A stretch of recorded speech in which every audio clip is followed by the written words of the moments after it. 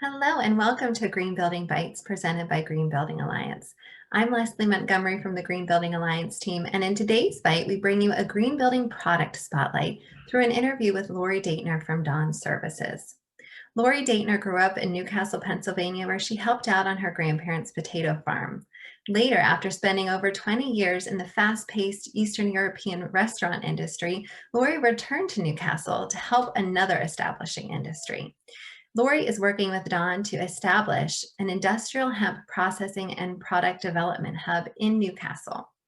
Through my interview with Lori, she's going to tell me all about the work that she's doing in terms of hemp development and how it's helping her organization fulfill its mission of supporting people with disabilities and bolstering economic development in the Newcastle region. Let's welcome Lori. Hi, Lori. How are you? I'm well, Leslie. Thank you. How are you? I'm doing good. Thank you for doing this interview. I'm excited.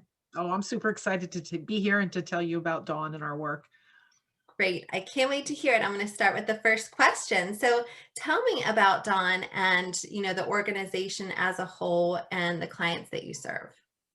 Wow, it could be a very long, a very long explanation, but I'll try to make it as succinct as possible.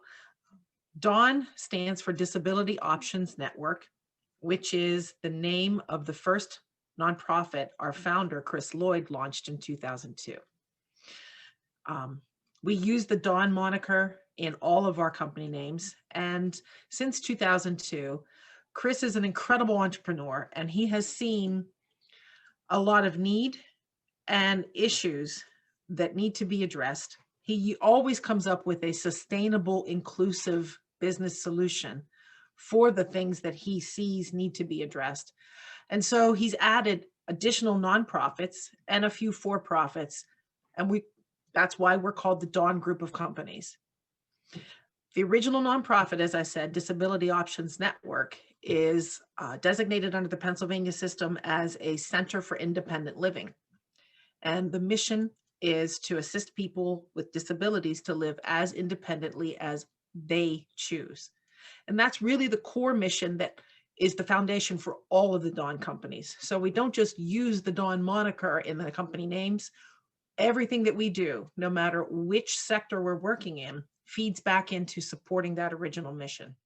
Last thing you mentioned is what I'm really excited to hear about. So tell me about how you and the organization became interested in, the production and development of hemp products. Well, as I said, Chris is an incredible entrepreneur, and with his business partner, Philip Berezniak, they had their eye on hemp as an agricultural economic opportunity for our regional farmers for quite a while. And after the 2018 Farm Bill, when general growing opened up in Pennsylvania, it was very new. There was a steep learning curve on everyone's part, on the Commonwealth's part, on people who were interested in trying to get into the space. And so they scrambled and managed to find 4 farmers. They obtained permits, growing permits for those 4 farmers, and they managed to find some seed in time to have at least one of the farmers plant. 3 of the farmers couldn't make the planting window at the end of the day with everything that was going on, but they did manage to plant with 1 farmer, 1 cultivar on 4 acres. And that was the beginning. But moving ahead to 2020, we expanded the program to 6 farmers, 4 in Pennsylvania, 2 in Ohio. We tested 3 different cultivars, and we had an extremely different result. I mean, we couldn't have moved further from that end of the spectrum from 2019 to what we got in 2020.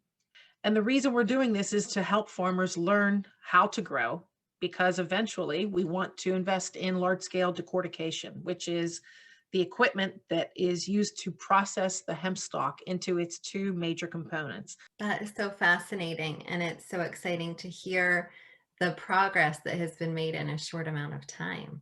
So thank you for sharing that. Can you talk a little bit more about how you plan to use the growth and production of hemp products to support the mission of Dawn? Well, as I said, everything that we do feeds back into that original and core mission. And a lot of it has to do with creating jobs and opportunities. our target is to build a hemp production hub. That a main piece of that, in fact, the key piece of that is decortication. So we want to invest in large scale decortication equipment. At this point, that's only manufactured in Europe. And it's quite expensive. It costs anywhere between 10 to $15 million. But you need decortication in order to produce the two main components or the two commodities out of hemp, which are the fiber and the hurd, which is spelled H-U-R-D. And those are the items that are used in non-woven applications such as disinfectant wipes and car interior panels. The hurd is used in Hempcrete, one of the main hemp-based construction materials. The fiber is used in hemp wool insulation. It's fiber batting insulation. There are applications in paper and packaging, and certainly one that interests us as well is in plastics. That's great. I think what fascinates me the most about what you're doing is that layered impact and the way that one thing can have so many different positive benefits. So that's awesome. Well, can you tell me a little bit about your partnership with the Parsons Healthy Materials Lab? Currently, our collaboration with Parsons Healthy Materials Lab is on Project PA Hemp Home, which is a retrofit for a balloon frame lighted structure in Newcastle. Now, we chose this particular home because it's within the project area of the neighborhood revitalization work that we're doing in Newcastle. And the goal is to show how this material can be used to do retrofitting, because at this point, new builds are still very difficult to get a permit for. But a retrofit, because hempcrete is cast around the stick framing, is still relatively easy to accomplish. Can you tell me a little bit more about some of those products that are going to be used in the residential build and how you're developing them? Hempcrete has just kind of de facto become the accepted name for it, but it is a misnomer because it's not structural. It's a non-structural biocomposite insulating material, which is cast in place around a structure, typically around 2x4 framing. So it's normally cast in a 10-inch thickness. It has an R value of 2 per inch, and it takes about 30 days to cure, which is one of the barriers that we're trying to work around, because speed of building is always a big factor. But the benefits of using this material, we believe, far outweigh any inconveniences that that you might have with the installation. So it breathes. What it does is it has a dynamic thermal performance, which means it passes moisture from inside of the structure to the outside. Another benefit of that is that your heating and cooling costs, because you have a lot less moisture trapped inside, are typically much lower. Now, the insulation is marketed in this country under hemp wool as a trademarked name. It is produced in Canada. Interestingly enough, in the town of Asbestos in Canada. And that is an insulation that you can touch with your hands. You don't need any special equipment or protection in order to install it. And finally, another major hemp-based building material is hemp wood. And that's produced here in the United States. It's produced in Paducah, Kentucky. And we have gone down to that factory, met with the owner, and we've worked with them to promote their product. And they have offered us one of their first 2 licenses to open a production facility. Well, this all sounds really exciting, Lori. Can you speak a little bit more to kind of what the production and use and what that cycle looks like here in our region? Sure.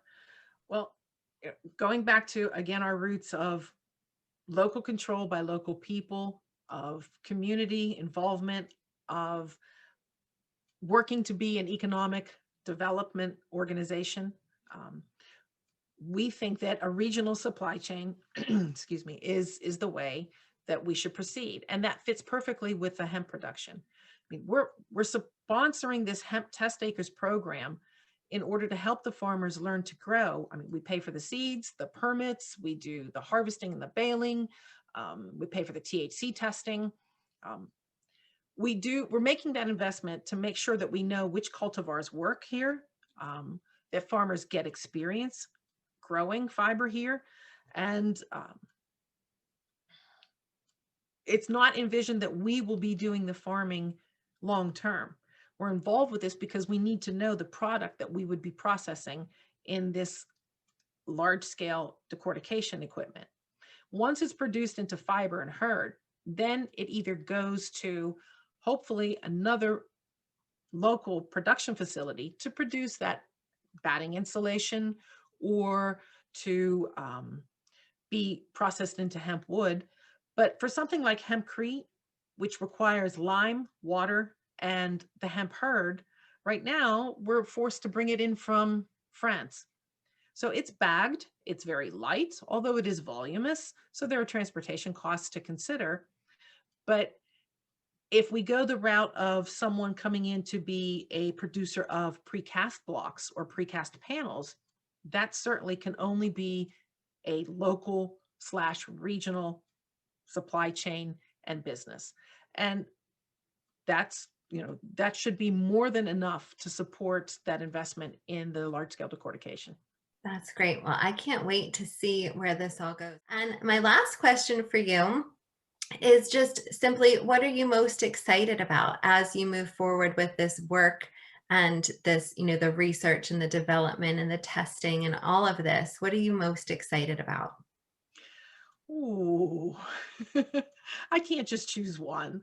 Um, since I've started to work with the farmers directly, that's first and foremost coming to mind, that, this is really about economic opportunity for them. As a rotation, as an addition to their rotation. We're not expecting farmers to drop corn and soybeans, no, but there are certainly more than enough acres under tillage in our region. And this just gives an added opportunity. So one of the other things I'm very excited about is the potential use in plastics. And that feeds also into our local and regional production. I'm excited about the ability to create jobs for people with disabilities. This large scale decortication is really impressive, but it's very automated to the point where the actual physical movement of the bales and the bagging and the dust collection are pretty much, as I said, automated. So there's plenty of room for us to create jobs for everyone, including people with disabilities.